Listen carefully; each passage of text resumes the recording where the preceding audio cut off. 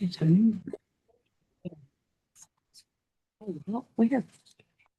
evening.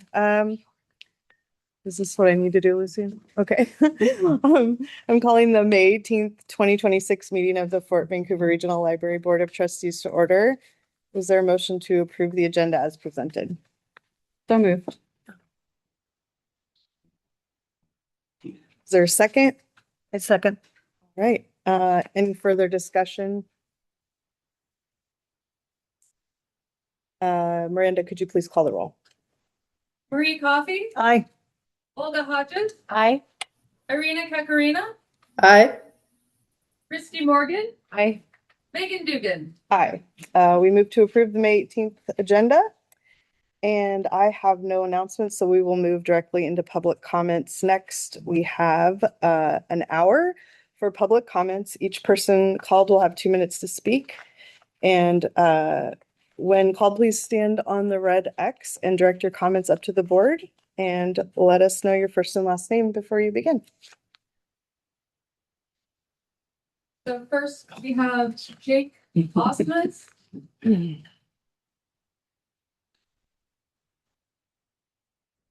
Jake, you are able to unmute.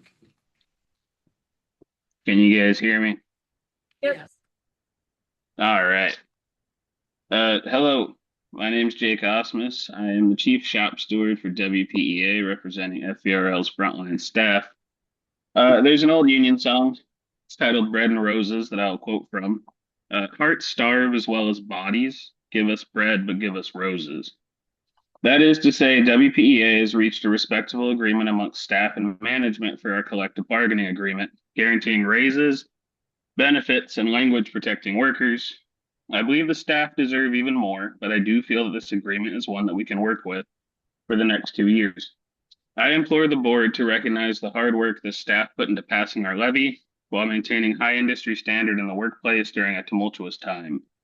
I'm asking that the board ratify the CBA tonight and get these wonderful working people their due compensation and benefits with deep appreciation for the work that continues on no matter the storm.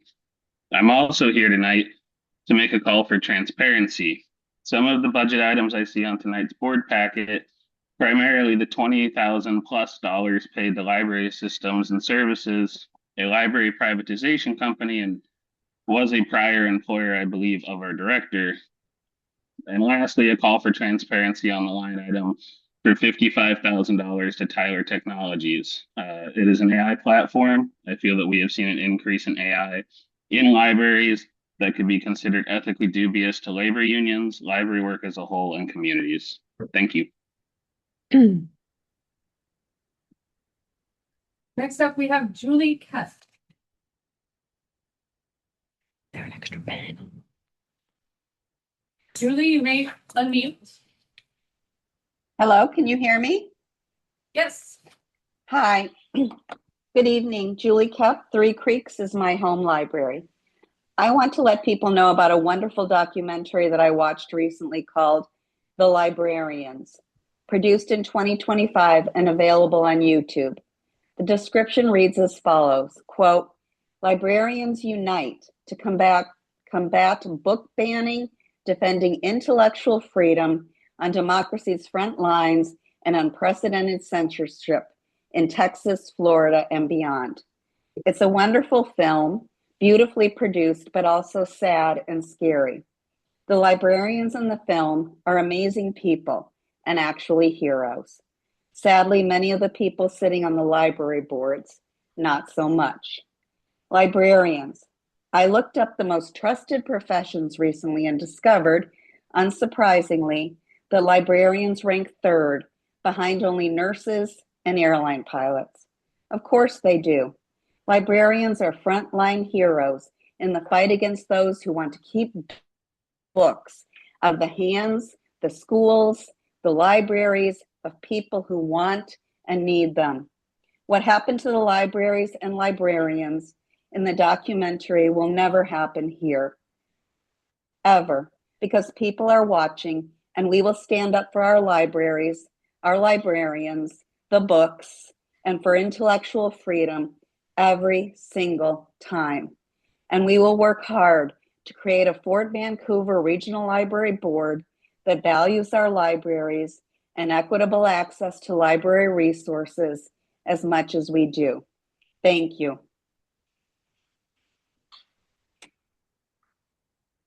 Next up, we have Quill Onstead.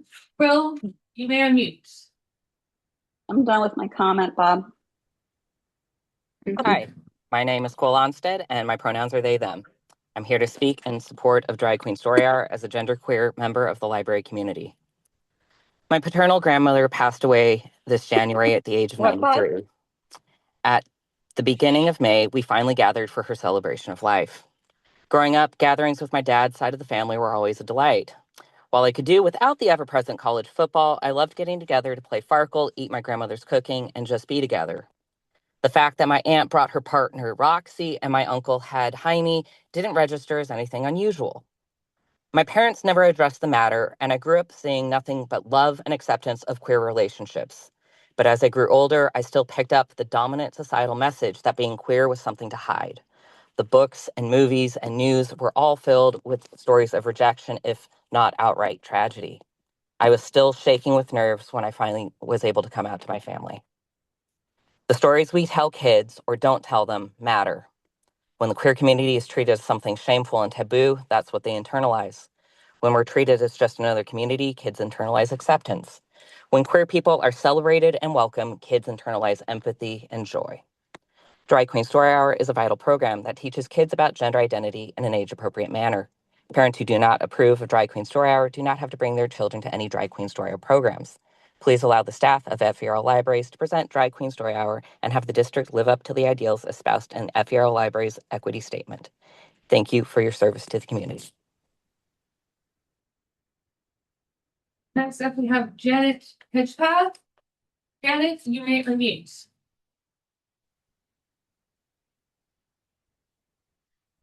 Good evening. My name is Janet Hedgepath, and I offer a thank you to library administration, staff, and friends of the library for so faithfully carrying out the purpose of public libraries by providing free, equitable access to the uncensored library resources.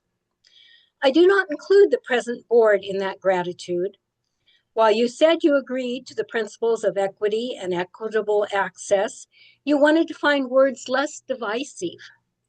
And despite hearing overwhelming support for the strategic plan as presented, you engineered a shady backroom deal to replace equity and equitable access with mealy-mouthed and vague substitutes.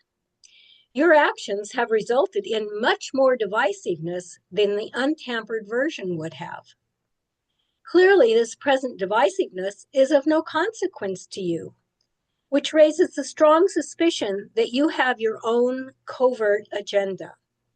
You have been willing to use lies and unethical tactics to mandate that agenda because you know that in a fair and open process, it wouldn't have a chance of surviving. So I publicly call out shame. Shame on you. Shame that you have the arrogance to show your smug faces, and shame that you continue to push your deceitful, undemocratic agenda on us under the guise of peace. Shame on you.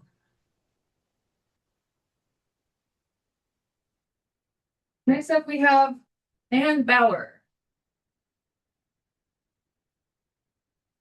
Ann, you can unmute yourself.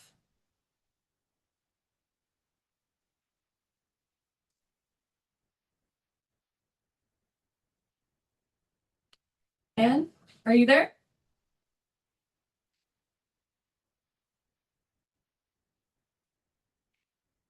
Ann is there. Can you raise your hand? Otherwise, we'll move forward to folks in the room.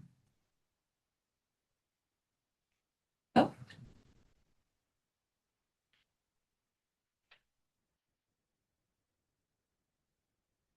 That's Ann.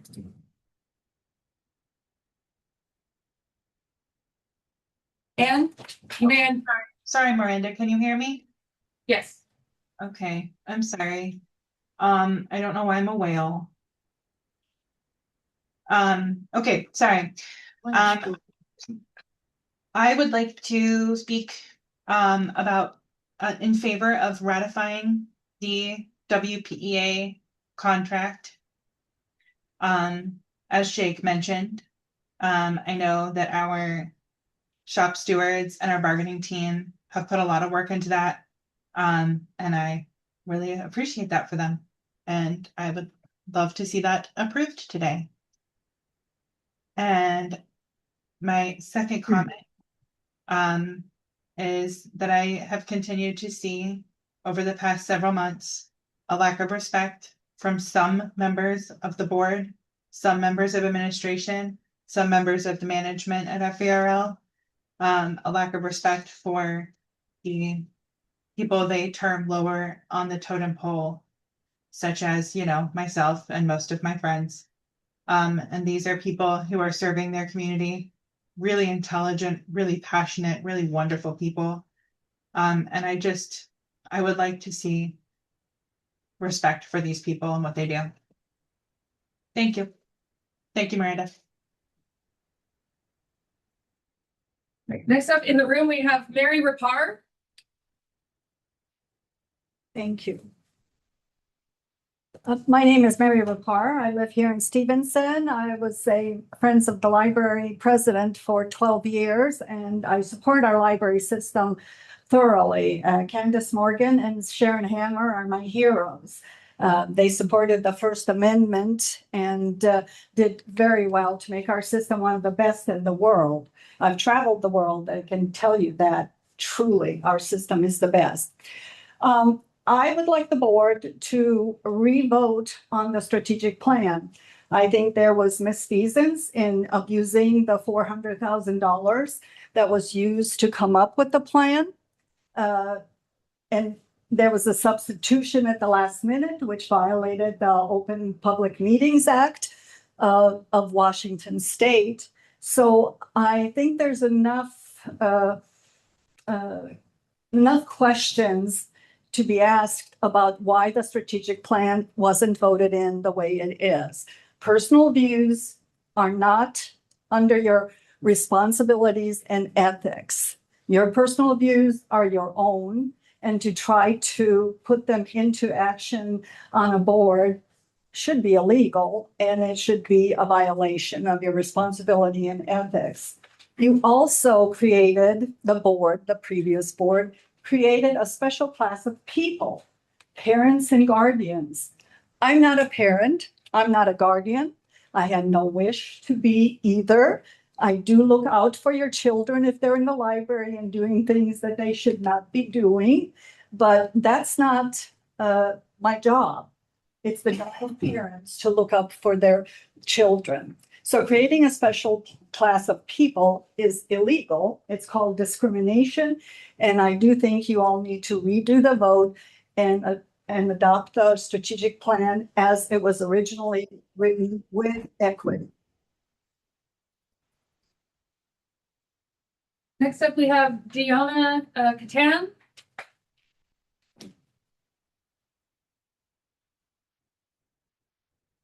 Deanna will be followed by Jamie Bear, followed by Nancy Potter. Great. Good evening. My name is Deanna Catan. Thank you for the opportunity to speak again. I want to start by telling you all that I love libraries, maybe second only to secret gardens. But I do. I love buildings, the books, the tables.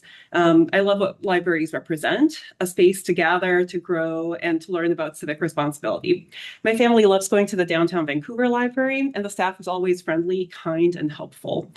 I love attending these meetings or catching up later to hear about the community outreach and the diversity of programs that FVRL offers. I'm genuinely impressed every month that I'm here. It made me sad to hear from another commenter last month that they didn't understand what the big deal was about equity. And I realized that even those of us who are here most months don't always know the extent of available resources of our library system. Probably because we don't notice until we or a loved one need it. Equitable access is having ramps and elevators, wider aisles to navigate a wheelchair or a stroller, Zoom meetings, spell check, Braille magnifiers or magnifying sheets for people with limited or no vision, extra large keys, color filters, large print books, voice to text, audiobooks and read-along books, hearing loops in the community rooms, the community rooms themselves, ergonomic furniture, language learning programs, translation programs, online learning programs for kids. Although we often don't recognize equitable access until we need it, through a public records request, I have read through hundreds of emails from community members sharing why equitable access matters to them. And then the other day, I read a letter to the editor in The Reflector about elected officials listening to the squeaky wheel instead of data from a community survey. It made me wonder which squeaky wheel this board is listening to. I hope it will return to listening to the hundreds of community members who took the time to participate in surveys, focus groups, and these very meetings. Thank you. Next up is Jamie Baer.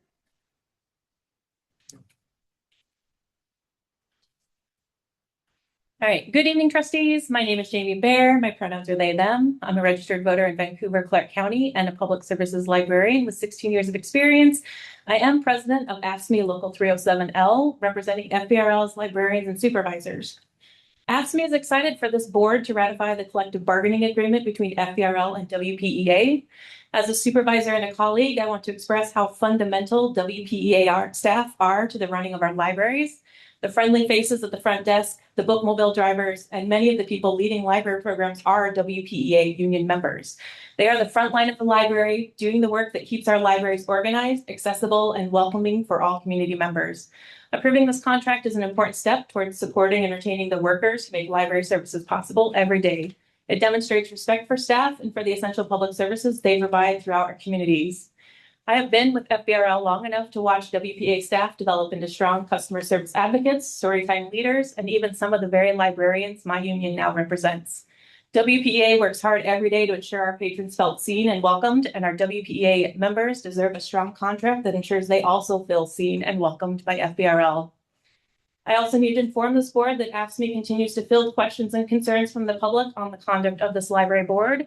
Our union has received a resolution from the Legislative District 18 Democrats in support of restoring equity and equitable access to the strategic plan. Thank you for your time. Next up, we have Nancy Potter. Nancy will be followed by Marla Koch, followed by Lori Cornelius.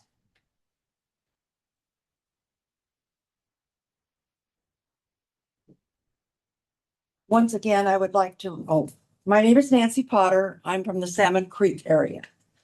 Once again, I would like to remind members to abide by the ethics and responsibility policy that you signed before joining the Libraries Board of Trustees. By signing this document, you agreed to do the following: work to ensure that the public has equal access to information, both as a constitutional right and as the best way to sustain a democratic way of life. Be prepared to support the efforts of the library staff in resisting censorship. Support the acquisition and maintenance of a complete and balanced library collection.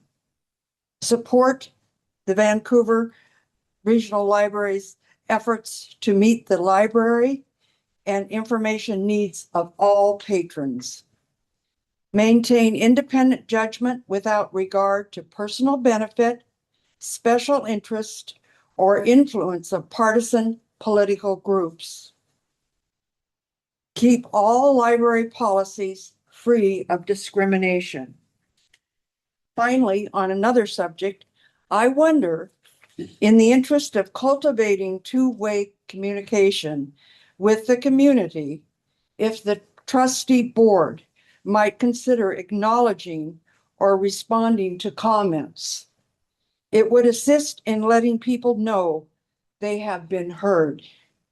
Thank you for volunteering on the Board of Trustees. Marla Koch. Good evening, I'm Marla Koch. Three Creeks is my home library. And I have been thinking about the word equity a lot since November, as I'm sure you have. And as Nancy just pointed out,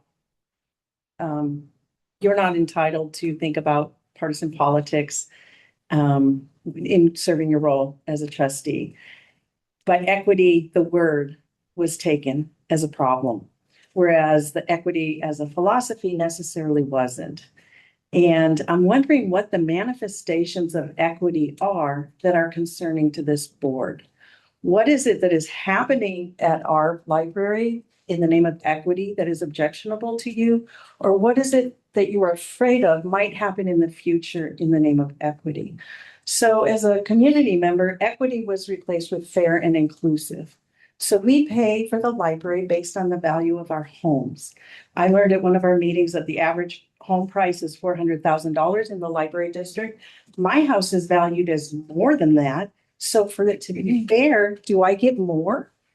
Do I get extended hours? Do I get a collection that's only available to people who pay more? What if my home is worth less? What if I'm unhoused? Do I get less? So I just keep thinking about equity. I don't know that I'm feeling much resistance to the concept of equity from this board. And I'm feeling very nervous that the word's been taken out of the 5-year plan because a lot of what good happens at the library is in the name of equity. Thank you. Lori Cornelius. Lori will be followed by Randy Schmidt, followed by Gary Wilson. Good evening. I'm Lori Cornelius from Vancouver. I spent 35 years at Clark College in early childhood education. This down. Anyhow, we all have young children in our lives. And when children are first enter our families, they learn the names of their parents, pets, brothers, sisters, and that's their first opportunity for socialization in a community. It's very, very important that there are stories that represent their families.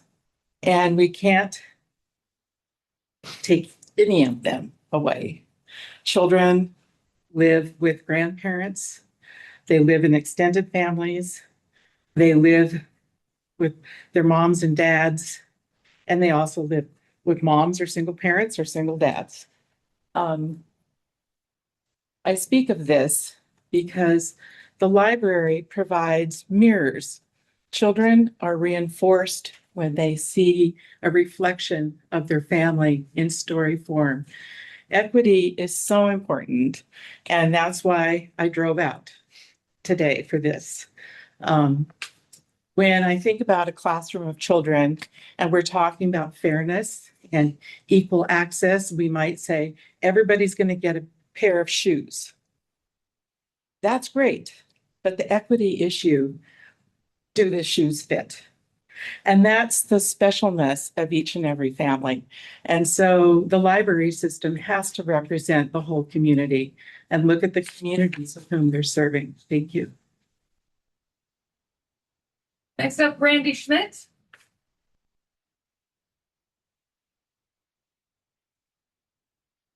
Hello, my name is Randy Schmidt. Thank you very much for letting me speak.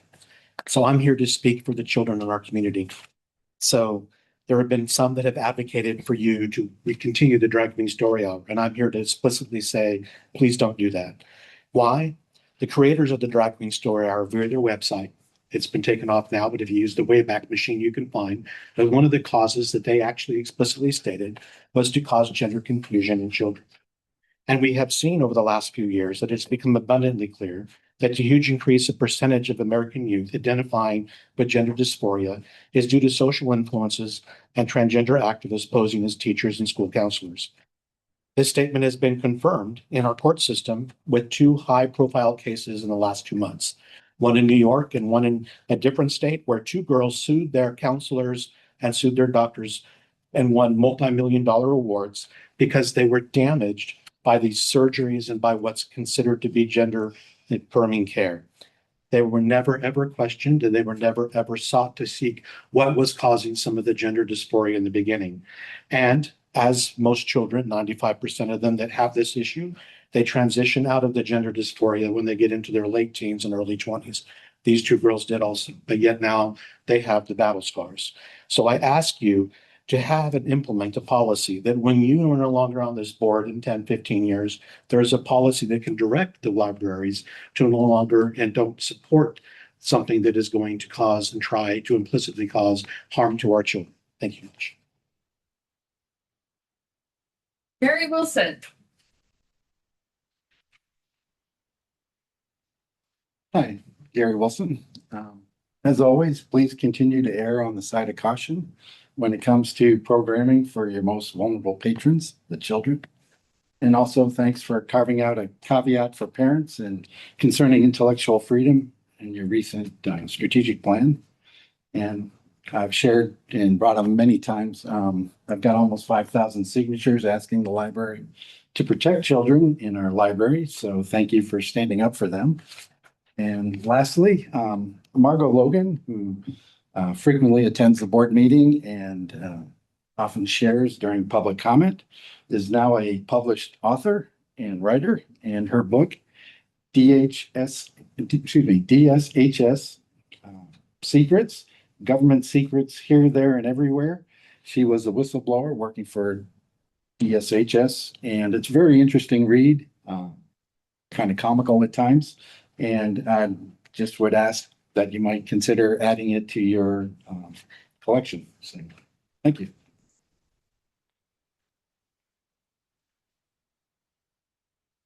That's all I have signed up.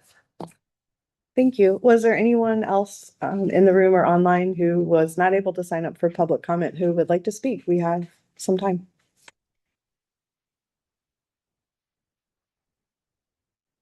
Anyone online, Miranda? All right, thank you. I will be closing public comment. And we will move on to the consent agenda, which is the approval of the minutes from April 20th and the approval of claims from April 2026. Do I have a motion to adopt the consent agenda? So moved. Is there a second? Hey, there's somebody who wants to make a. I'd just like to say a couple of words. Okay, let me just, we don't have a second for this yet.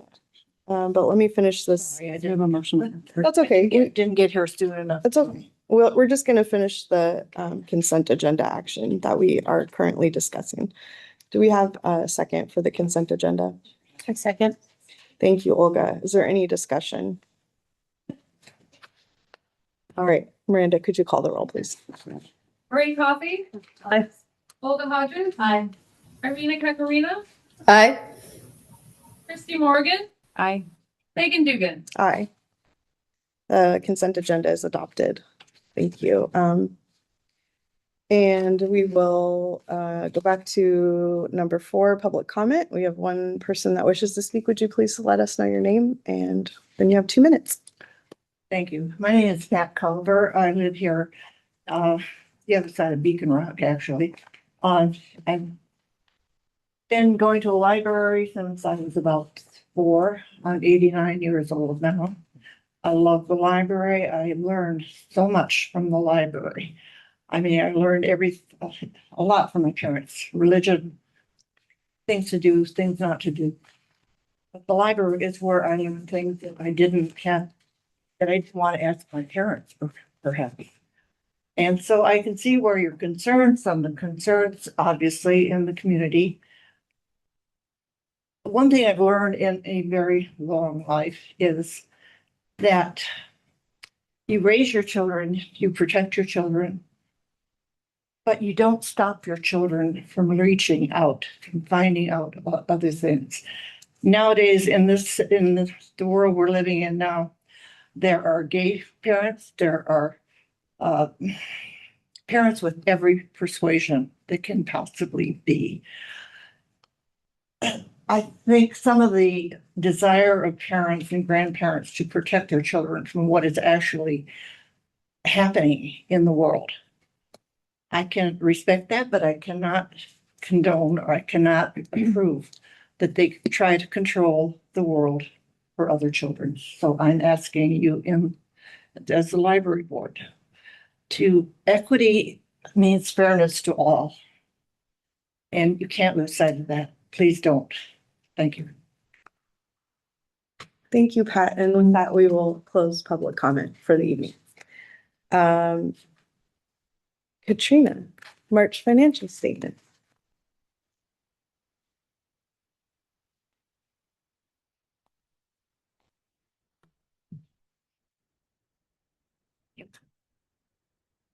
Good evening. Back by popular demand in person this month for the financials. Covering March, we will start on page 16 and talk about our statement of cash. Few things I will note, our cash continues to decrease. We have a net decrease, so our expenditures continue to outpace our revenues at just under 3.5 million for March. And again, this is to be expected. We will see this change when we meet next month. I do also want to point out that we continue to meet our overall cash target. So we are still meeting our 90-day cash on hand expectation. Moving on to page 17 to look at our revenues. Everything on this page is meeting our expectations based on timing and revenue cycles of the revenues that we expect to see year over year, most notably our property taxes. We will get a huge influx in April, so we'll see those when we meet in a couple of months come through. In addition to that, we have some grants and contracts that based on timing, we'll see a lot of that coming in more second and third quarter. A few things that I will point out in detail are investment interest. We will see that trend catch up with our budget to date expectations, May-June timeframe, and really pick up in third and fourth quarter. Our gifts and contributions, you can see there are, we didn't expect anything, and we generously received $20,000 in Carnegie funds to help support 2 of our libraries and some capital projects happening there. Under miscellaneous revenues, we continue to get insurance recovery monies for the fire that happened at Vancouver. So there's a little bit of money there. And we've done very well on our vehicle sales. We've surplused some vehicles that were used well past their prime and sold those through auction and received funds there. Any questions on revenues before we go to page 18 and talk about expenditures? Okay. So the first thing I'll talk about here is our personnel. We will expect this to right size and be closer to our year-to-date budget to actual as we get into second and third quarter. This is because we will have ratified union agreements. And we also have increased staffing that's happening in June. So that will help right size that. In addition, moving down to other services and charges, we have professional services that are higher than our budget to date. And that's because we have several projects that are kicking off. And so we have architectural and engineering happening before these capital projects can take place and maintenance projects can take place. Our IT maintenance and licensing is also ahead of the game for the year. A lot of our annual costs are front loaded for that. We pay a lot of those in January.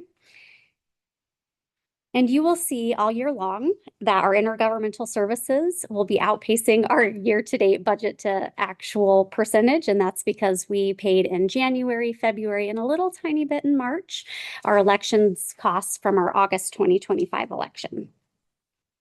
So I do want to point out that while not on this statement of expenses, but in the April claims reports, you will see some improvements that we have made, some software replacements. So for example, you'll see payments for library systems and services where we replaced Collection IQ. It was an annual $30,000 cost with Library IQ. And so that was the payment was just over $20,000. So you will see that. And then I also want to call attention to our new ERP system. We have been on, well, actually, I don't even know how long we've been on GP, but GP Dynamics is our ERP, GP.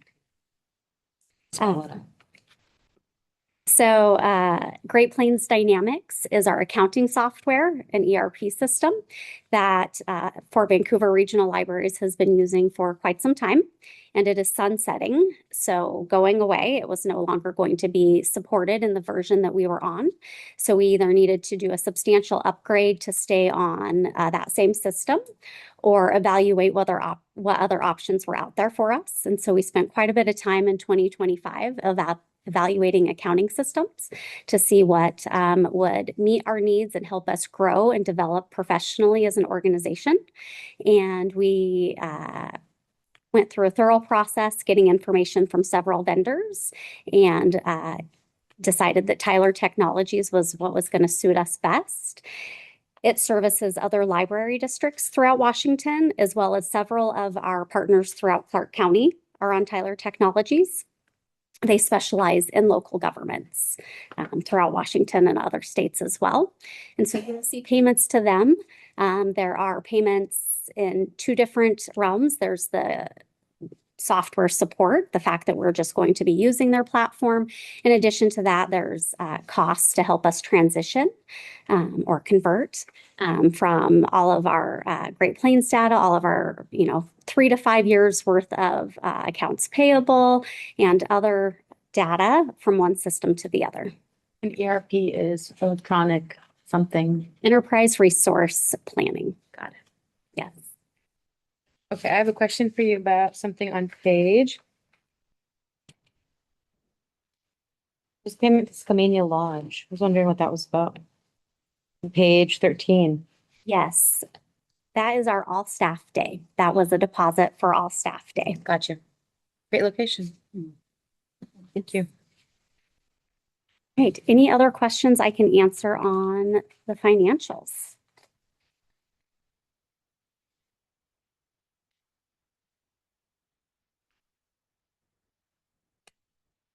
Thank you. Thank you so much. Is there a motion to receive and file the March financial statements as presented?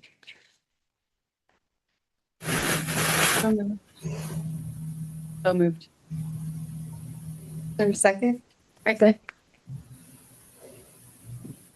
Seconded. I think it was Marie. Third. We'll go with Marie. Go ahead and call the roll, Miranda. Brady Coffey, Aye. Olga Hodges, Aye. Irina Kakarina, Aye. Christy Morgan, Aye. Megan Dugan. Aye. We move to approve receiving and filing the March financial statements as presented. Thank you. And next we have Alicia and Jennifer with the organizational report. Good evening, board. Just want to share a few things. Great programming and outreach and connecting with our communities at all of our locations. This is a great one. We offer tech help and we do this across the district, but Cascade Park just happened to mention that they're seeing much higher numbers than normal. And it's really great that folks can come in and ask for tech help completely for free. And we can focus on what the patron needs. So patrons are really, really appreciative of that service. This was a fun one from La Center. Our Library of Things, there's ukuleles, and we had a patron that checked one out and was so excited. They did end up purchasing their own, but they made sure to give us a lot of shout outs to their friends as well as on social media. And I always love when people say our library. I think that that's really great. Couple of other things. Three Creeks participated in Thomas Jefferson Middle School Multicultural Night. These are always great events at the schools. They were able to connect with 136 parents and students. They enjoyed cultural food, music, and dance, and this gives our staff an opportunity to meet with folks and really just tell them about all of the wonderful things that we offer, all of our resources and services, and just really connect in that way. Couple of other things. This was a really fun one. Washougal did a program, The Art of Scarf Dyeing. And what was really great about this one is a lot of folks said that they actually came from Vancouver. So we're also finding too that depending on where a program's at and if it's close enough, folks are definitely willing to travel between our locations to attend all of our great programming. So that's always nice to see. Just a couple of more. Our pod, that it's fondly known as Programs and Outreach Division. So our pod team are working really, really hard planning for the Clark County Bookmobile. We'll be using the outreach van this summer, and they are looking at 80 plus total stops between June and August to really kind of start vetting and seeing where we can serve the most folks. So super, super excited about that. And then also from our programming and outreach department, Jackie Little, who's one of our senior library assistants, does a lot with 3D printing. She was able to present at PLA, Public Library Association Conference, did a phenomenal job and was really able to connect with other library staff and really talk about what we are doing, which was received really well. So just wanted to mention that as well. Something not in your packet, but I'll get to tell you, I told you last month, I'm going to tell you tonight, and I'll tell you next time too. We are working on the Washougal Community Library project. And on Wednesday, June 17th at 6:30, we will have a community update meeting at the Washougal Community Center, which is right next to the library, to allow the architects to provide an overview of the plan, the floor plan, the kinds of things that they're going to be using in the finishes, etc. And we're currently in the construction design phase where all the details of the plans are being made so that we can go out to bid for a contractor in late, I think it's in July, late June or early July that we'll go out to bid. So that project's moving along nicely, and it's exciting every time we have meetings, which are several times a week, to go through all of the details. I thoroughly enjoyed last week's meeting on all of the things that go into public bathrooms, from the toilets, the sinks to the receptacles, like every inch of these buildings we go through with a fine tooth comb. But what beat that was the door hardware meeting. That is scintillating. Does it need a closure? Does it not? Well, does it open from both sides? Only one side. Is it locked or not? Is it badge access? Anyway, the point is there's so many details, and it's a really great process, and we have a great team working on it.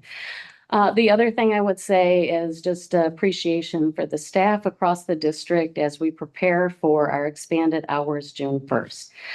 It is obviously a huge undertaking for everyone involved across the district. And probably our human resources department hasn't had a hiring this big in a really, really long time. So we appreciate all that they're doing to move all of this hiring forward, and all of the managers and supervisors across the district that are spending lots of time getting schedules just right, working with new hires.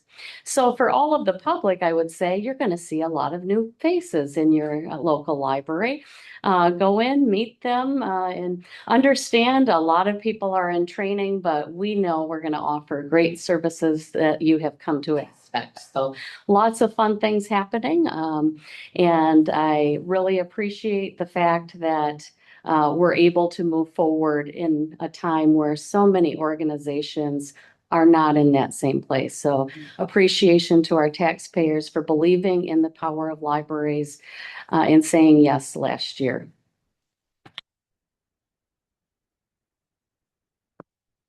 Thank you. Any questions for Jennifer or Alicia? All right, welcome David Wyatt with the Stevenson/Skamania report.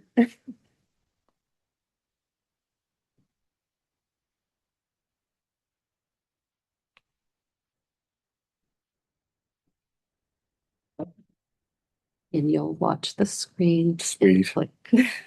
Excellent. Okay. It's a lot. Okay. Which way should I? Okay. Whatever you want. All right. Welcome everybody to Stevenson. I'm David Wyatt, branch manager for Stevenson, North Bonneville, and the Skamania County Bookmobile. Provide service for all of Skamania County and an itty bit of Klickitat County on the west side. This is current staff. There will be 3 more faces, or actually probably 4 more faces to that slide next time. But we have, you'll see, let's see here. Can I do this? Oh, yeah, I can. Well, Oh, no. no. Oh, no. I was trying to be too fancy. There's those adorable little cartoon bookmobiles next to our 4 bookmobile drivers. And then we also have several subs mixed in there, and just all of our great frontline staff. We'll be soon adding to support 7 days of service. 1.6, a full-time and a part-time PSA. That's your kind of bedrock of library service. And we will be adding a new, for the first time ever, public services librarian in Skamania. And we have people lined up in all those roles and really excited to see them start. Actually, 2 of them will show up here tomorrow. So, yay.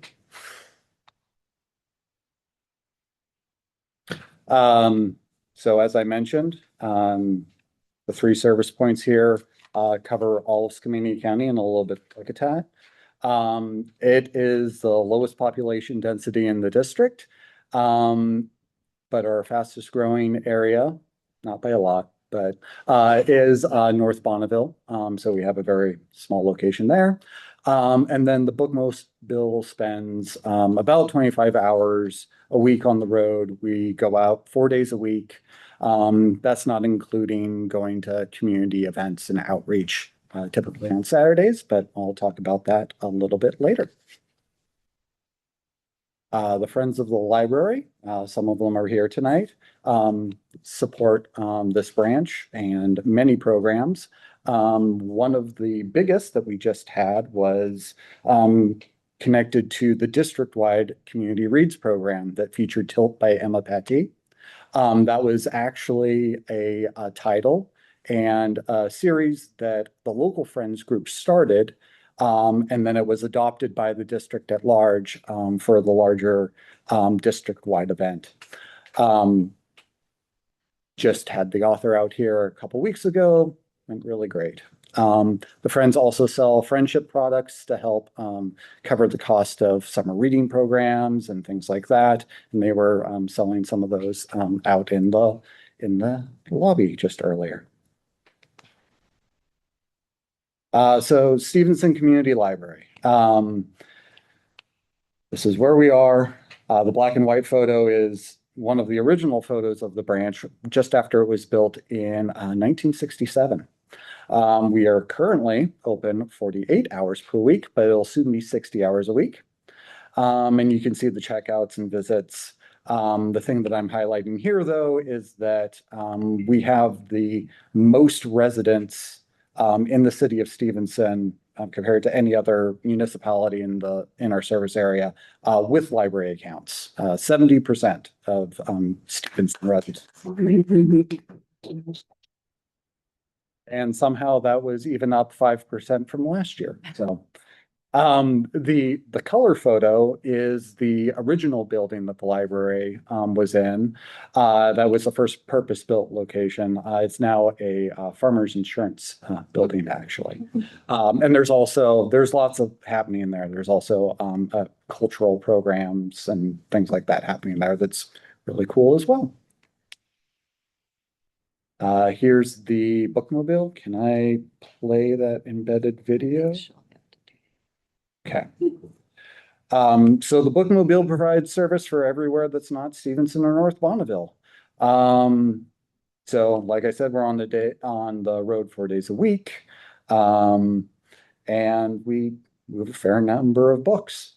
And we are also increasing the number of residents with library accounts in the district, in the county at large, but that is a little bit lower than 70%. It's not a driverless vehicle, is it? It is not. I didn't see that in there, but I wanted to. There will be someone, and not one of the drivers, but you will see one of the staff soon. Yeah, we always run it with two people. So there's a driver and then a ride-along staff member. See, the box just disappeared out of frame. Maybe the driver was filming this video. Oh, okay. But yeah, we always run it with two people, partly to, help serve our patrons at the locations. There we go. There's Paul. But also, we're out in the middle of nowhere sometimes, so it's always good to have backup.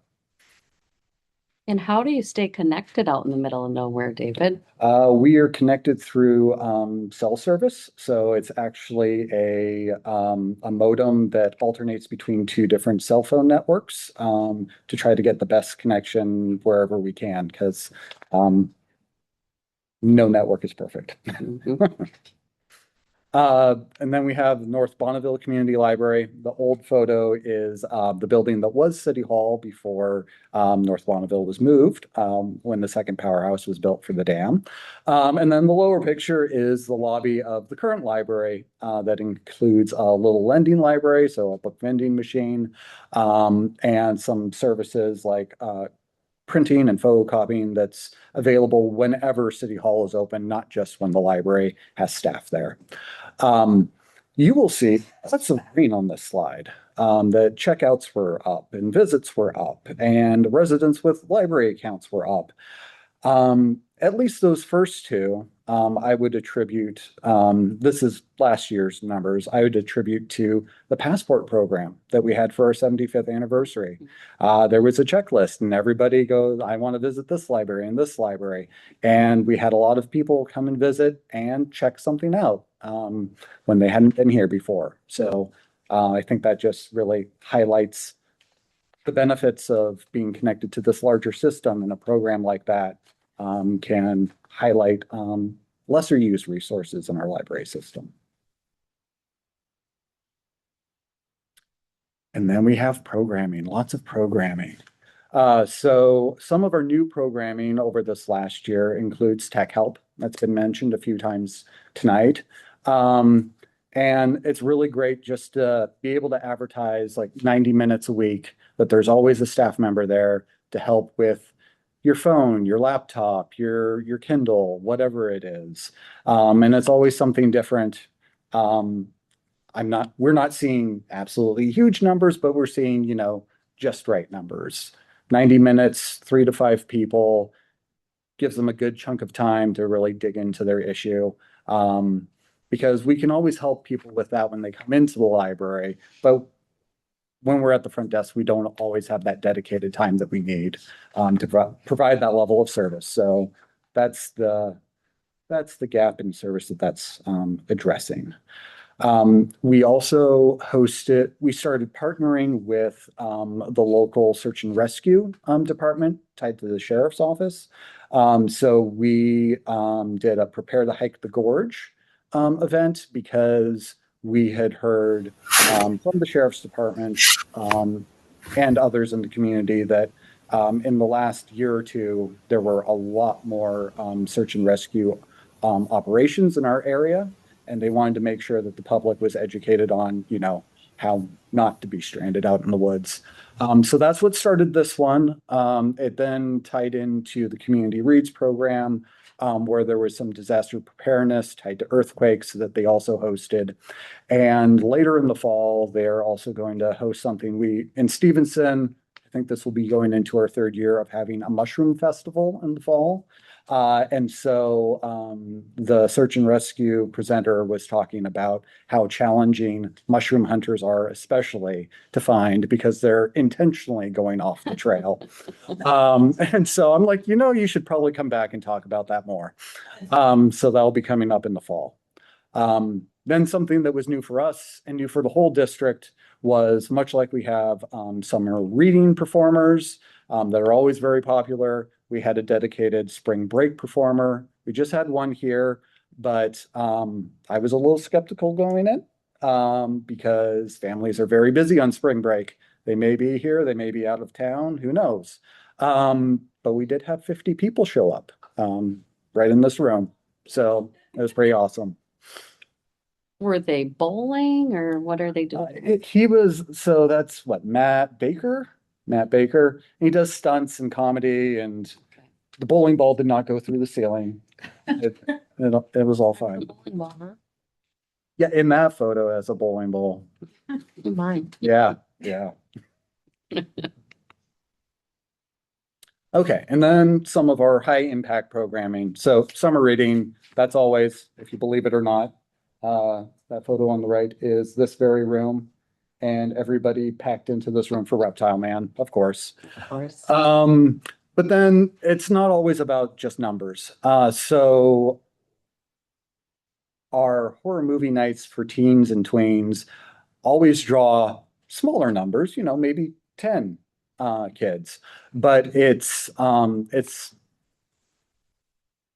portion of our user base that doesn't really have that much to do here.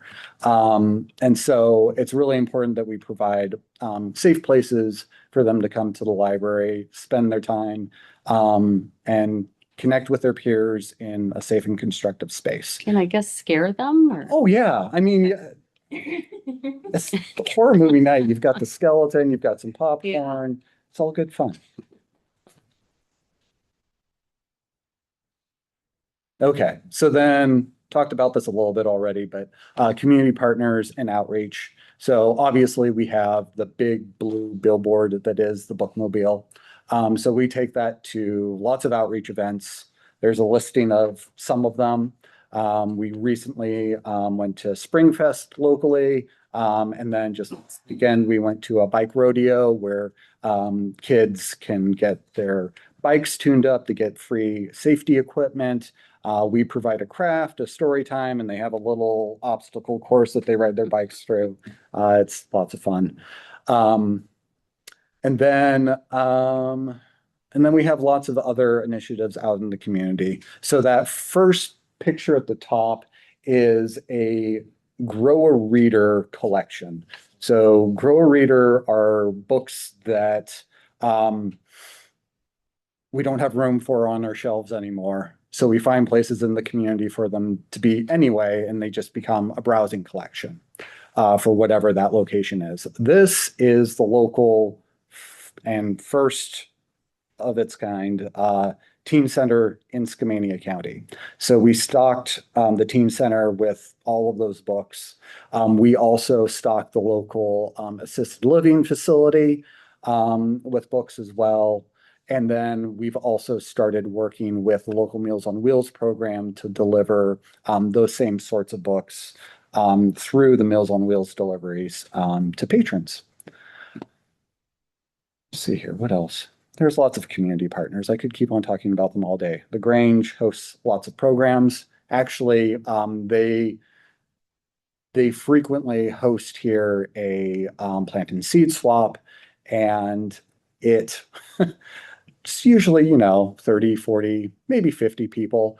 The last one I checked in because it was a day I wasn't working, and we only had 130 people through the door.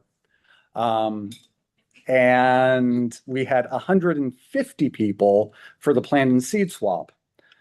The doors upstairs have counters. That door, until last week, had no counters. So everybody was coming in for the plant and seed swap. And great event, lots of turnout. Had no idea in the data, but now that's been fixed. And thank you. Any questions? Thanks, David. What was the horror movie? The horror movie. Oh, I don't know on that. There's been several because some of them are actually around Halloween. Some of them are around Christmas. The one that I keep on remembering is around Valentine's Day. We had Warm Bodies. I have a question for you. On the bookmobiles, do people get to rotate out as a second person? Is that like a popular assignment, or do you have the same people that do it? It just looks really fun. Well, Until June 1st, we only had 3 people in that classification, and we were on the road 4 days. So the senior most person went on the road twice, Oh. and then everybody else got 1 day. But we will actually be up to 5 people in that class once we expand our hours. So there will be one person that doesn't, well, they don't want to be on the bookmobile, but. Got it. Are the bookmobile hours increasing as well, or just the staff? The staff are increasing to support the 7 days a week here. The bookmobile in Clickitat County is increasing their service hours. But we were already on the road 4 days a week. Clickitat was on the road 3 days a week. So that's where the hours need to go. Great to see all the outreach that you do and the thoughtfulness of like where you're placing the extra books with the teen center, Meals on Wheels. That's really great to see that when we can reach out in the community like that beyond our doors. Thanks so much. Thank you.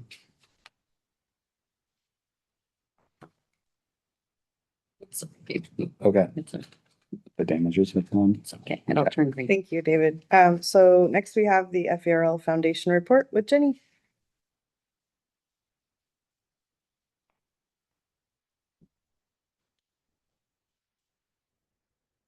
Hello, board. Good to see you all. Thanks for this opportunity to share a little bit about foundation updates.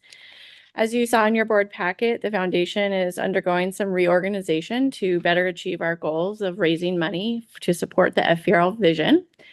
I'd like to welcome Jennifer Samwell, who is our here today, and she's our first Director of Development Operations joining the team. I know to complicate things, we've added a foundation Jennifer, foundation Jenny, FVRL Jennifer, I know. But our foundation Jennifer is going to be working on growing our outreach and sharing the mission and impact of giving on a larger scale. So you'll start to be hearing a lot more stories and stats about the difference that your donations are making to the foundation to help our libraries. Also, Mary Walsh has been promoted, and Judy Moose's role is now focused on supporting the collaboration and needs of our friends groups. And this was really a move to try to support their recruitment efforts, their fundraising efforts, which all go directly to each branch in the communities that they serve. And so that was an investment that we felt was really important to make to support our friends, because we feel they're the true passion and the grit at each of our branch and doing that work as dedicated volunteers. And we really wanted to lift them up and to support their work. The foundation has historically had a fiscal year that was July 1st through June 30th. So those of you that are really familiar with the district financials, we were always off kilter by 6 months. So I'm really excited to report that we're going to be changing our fiscal year at the foundation to align with the district. Anybody that works in finance now knows this is a very exciting thing. Everyone else is like, okay. But this will help us to have our granting aligned with the budget processes that the branches and the district go through, and for the reporting that you all see is reflected of a full fiscal year collaboration. And as we close out our last ever June 30th fiscal year, I'm pleased to report that we have doubled our granting to the district for annual support at the foundation. So more funding is going to be on the horizon. And we're able to give back because of generous donors who believe in the mission. And we thank all of the supporters that do that work with us to be able to give it back. So thank you.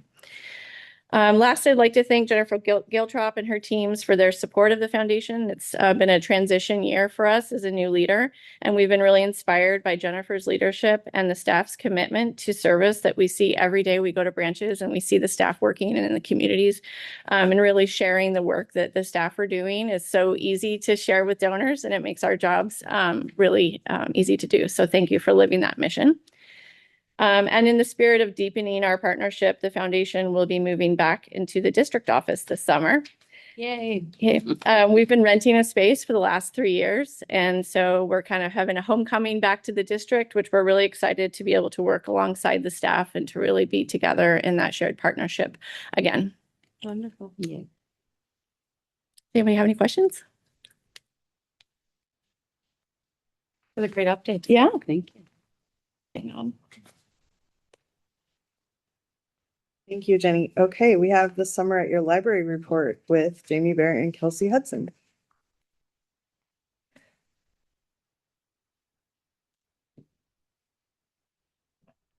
You get the clicker? I'll hold the microphone. Ooh. My name is Jamie Bear. I am the Program and Outreach Coordinator for Adults for Fort Vancouver Libraries. I've been in this role since 22, and I've been with the Library District 16 years. Sorry, 10 years. I'm Kelsey Hudson. I'm the Outreach and Program Coordinator for Youth, and I have also been with the Library District about 10 years. Kelsey's been a coordinator longer than I have. So we're going to talk to you about the two big projects we're doing right now, which is summer reading and then also our Clark County Bookmobile. Go ahead, Kelsey. Yes, we are going to kick things off with Summer Reading Challenge. As with our last several years, it will, of course, go June 15th through August 15th, although we have been working on it since last June. And we'll probably continue working on it all the way through October. And so we are really excited this year. It is for the last few years, it has been for all ages, and it's something that we're really digging into. This would not be possible without the Library Foundation, so it's fitting that Jenny spoke before us because it is something that makes all of this possible, as well as our fantastic staff out in the branches who do so much of the work to make this happen in our libraries. And for anybody who doesn't know, literally it's been around forever, Summer Reading is our free all ages program where people can read, complete a challenge, and earn prizes, all while staying connected to the libraries this summer. It's something we've done for a really long time, but we're excited with some of the updates we've had. Every year we get a few questions from the community members, from some of our new staff in particular, about kind of why summer reading, why is it something that's kind of persisted for so long? So it's always helpful, I think, to remind folks just how grounded it is and what the library kind of does. It's part of our core of what we do, but it's also really grounded in our library kind of mission and vision in the way that it helps support that kind of exploration and discovery and learning throughout the summer in a way that, you know, kids and adults don't always have. Routines change during the summer. School is out, everybody's on vacation, and learning and reading may not always be top of everybody's mind, but we all know, especially all of us in this room, how fun and exciting it can be. And so it's a great way to help kind of build that lifelong reader, help connect people back into the library, and really just encourage a lot of fun and exploration with our staff, with our libraries, with our books, with all that.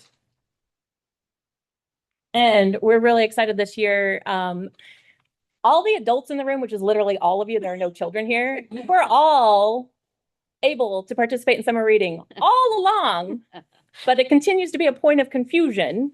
So we decided this year to really focus some of our efforts on focusing on an adult challenge. We're particularly interested in getting those teens who age out of the teen program into that new adult program that is historically a very difficult audience to reach in public libraries in general. They don't have their own children, so they don't think there's anything for them. So this year, our goal, in addition to our already fabulous, already wonderful Kelsey Kills It Every Year youth program, we've added an increased focus on adults this year. We modeled it off of, David mentioned the passport program, and we modeled it kind of off of that. And the challenges for the adults are different from the youth in that they encourage people to interact with the library in different ways, to start to understand all the different things. So Library of Things is one of the things we highlight. We highlight the resources, we highlight community events that we spend a lot of our time at in the summer. So it's really just one of those great things. And of course, you know, even for adults, and why we always tell adults to join summer reading and they never do, because they don't want the stickers, I guess. But the whole reason adults should participate in summer reading, especially if you have children, is that you need to be modeling for children, that it's cool to read, that it's fun to read, that it can be a joy, that it doesn't all have to be based on tests and competencies. That we know how to read. Well, you know, right? But I like the stickers. Sorry, Jamie. Well, the adults get enamel pins this year, so the kids are gonna be so jealous. There's still a sticker. No, so actually this year, like Jamie said, we absolutely put the focus on that. And for the last few years, like I said, adults have always been able to participate. It was, you know, libraries are for everyone. The summer reading is for everyone. But because this year we really wanted to focus and highlight the fact that adults and teens in particular had a place and a way to engage with this, we've gone ahead and split the challenges this year. They still run at the same time. We don't want to make it any more complicated than we need to, but there will be a challenge specifically for teens and adults ages 13 and older. Jamie highlighted some of the ways that we're kind of engaging it a little differently. It'll be challenge based, so there'll be 10 different challenges. People will get to pick their favorite of 6, so you don't have to do all of them. You absolutely could, but completing 6 of them will complete the teen and adult challenge for you. For kids ages 0 to 12, we went ahead and kept it with that that classic read for 40 days. The encouragement to set a reading goal, to read, with your siblings, with your parents, by yourself, with audiobooks. Go ahead and engage with that to help build that real kind of core reading habit in our youth, but have something kind of for our teens and adults who are already readers to engage and keep excited with it as they go forward. All reading counts. Even if you're reading the book, whose butt? I don't care what it is, you're reading it. And we get this question every single year. All of our frontline staff get it every year about what does and does not count as reading. It all counts. We are not in the game to shame. We want you to read. We don't care what you're reading. I read subtitles on movies and count it. That is reading. Like, you just read the cereal box in the morning. Do it. Like, we are in we want people to just be reading. And so graphic novels count, audiobooks count, magazines count, everything counts. Yep. And there are prizes. This is actually where we were able to branch out this year and really, again, loop in adults in a way that we haven't in the past. They had, some prize possibilities with grand prizes, but this year we're really excited that every single participant, no matter your age, no matter what you're doing, there is a registration prize for you. There is a midweek celebration, stickers still. So there are stickers still for folks. And there is a completion prize. Every single person who finishes gets something at the end. They get a certificate to celebrate their win. They get bubbles for our youngest or an enamel pin for some of our older folks and our kids to really celebrate their kind of achievement.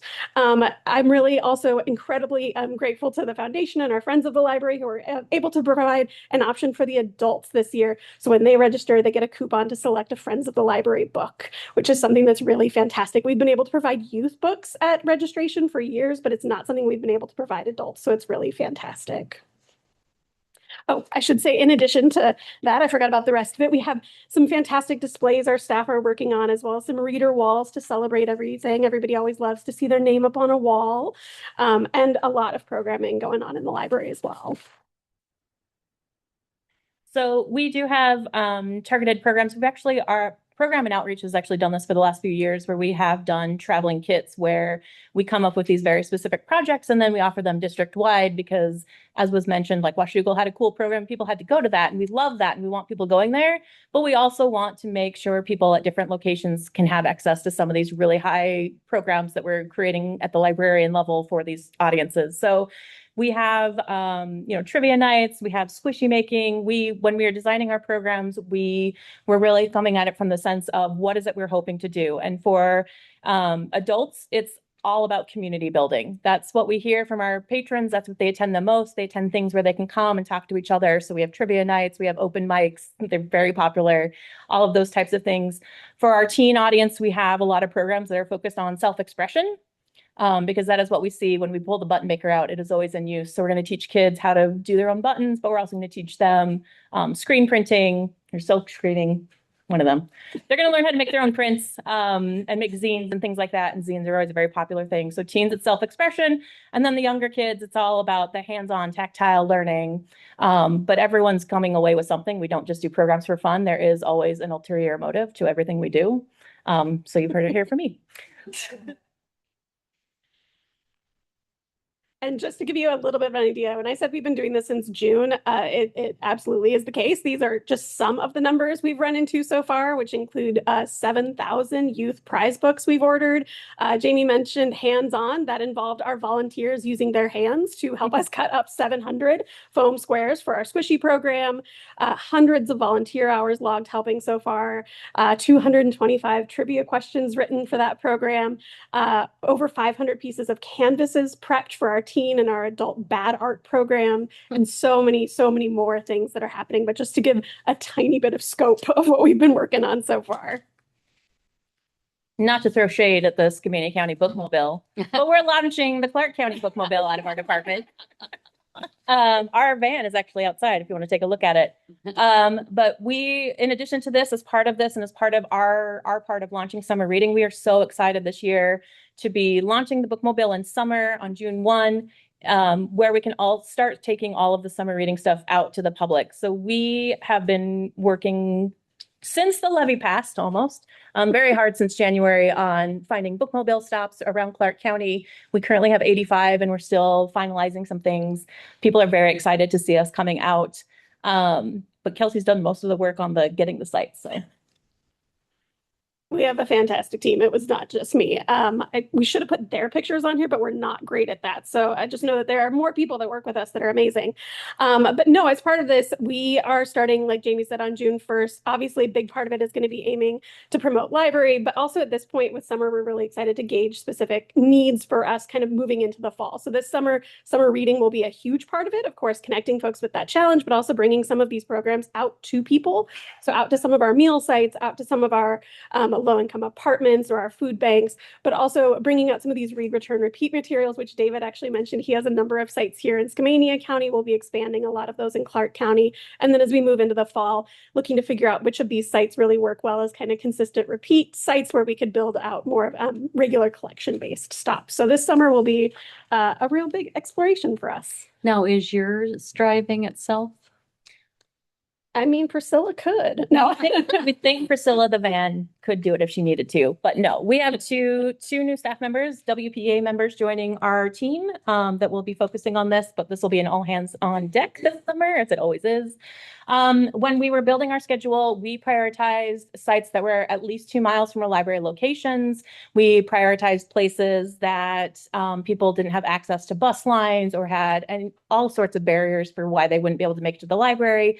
A lot of those places are senior living, free meal sites, the food banks, the low income summer daycare services and things like that. We have 15 hours a week, David. We're going to catch you. And the great thing too is that because we're launching the summer, and summer is always a busy time for programs and outreach anyway, is that we'll also be able to take this into our community at these large events. So we do the huge events all over Clark County, and it'll be so fun to be able to talk about this bookmobile service and have people signing up for it. The great thing is we talked to a lot of libraries serving similar systems to ours. And so our bookmobile in Clark County is actually going to be significantly different from the rural bookmobiles out here. But we're really excited to offer this option to people. And it seems to be great. I'm excited about it. Yeah. So yeah, thanks for letting us share a bit about this. And if you've got any questions, we'd be happy to answer. The enthusiasm is. What does the pin look like? I'm curious. What is what? Oh, so there are actually the pins. Oh, so excited. We have three. Yeah. We have three. So we have one that will join the Friends of the Library coupon for our adults who register that says, "Ask me what I'm reading," I believe. Yep. Yes. Mm-hmm. And then I am completely drawing a blank at what the final, the finishers pins are. The final one is, I'm a competitive reader. I'm so excited. Yeah. Have to finish the program to prove that you're a competitive reader, and then we will give you your pin. Yes. Yeah, it's gonna be awesome. Thank you. It's gonna be so fun. Yes, we were also pretty excited. The stickers, if we do say so ourselves, are also pretty good. CMD, of course, helped us put them together, but for the adults and the teens, we have the, like, I can buy my own pizza now, like the book it. I read books and I read buy books my own and buy my own pizza now. Mhm. Yeah. Yeah. And the kids one is I read everywhere but the tub, because we've got some fantastic artwork with one of our critics in the tub, and we read a lot of places, but not in the taking tub. a bath. No. Thank you. Yeah, I really appreciate the enthusiasm and seem like the best people for this job. And I'm very motivated to do it for my family as well. Okay, thank you. Thank you. Thanks to. By the way, they're signing all the adults up before you leave tonight. So make numbers, get in line. Thank you, guys. All right, thank you for all the excellent reports. And we will now be moving into executive session. The Fort Vancouver Regional Library District Board of Trustees will meet in executive session to discuss collective bargaining as allowed by RCW 42.30.1404B. The Board of Trustees will be in executive session for 20 minutes until 7:38 p.m. And we are expected to take further action following the executive session. And we're leaving. You will leave the room. You're all welcome to stay. Drive around and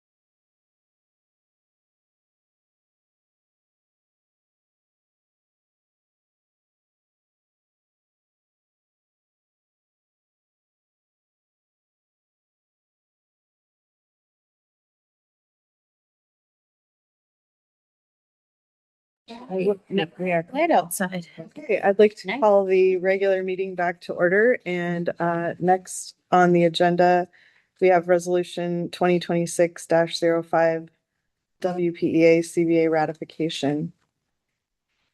Is there a motion to approve that resolution that I just read? So moved. I second. Is there any discussion? Okay, I move this to a vote. Please, Miranda. Marie Coffey, Aye. Olga Hodges, Aye. Irina Kakarina, Aye. Christy Morgan, Aye. Megan Dugan. Aye. Motion to approve the WPA CBA ratification is adopted. And congratulations. Next is board comments. Does anyone have any comments? Not tonight.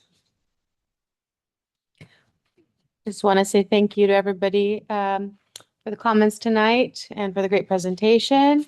Really excited about the summer reading program.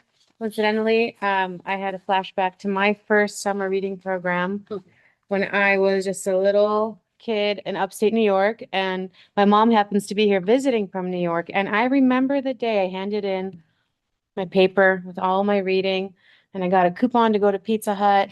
And I got a personal pan pizza for just a coupon, and the amount of satisfaction I felt.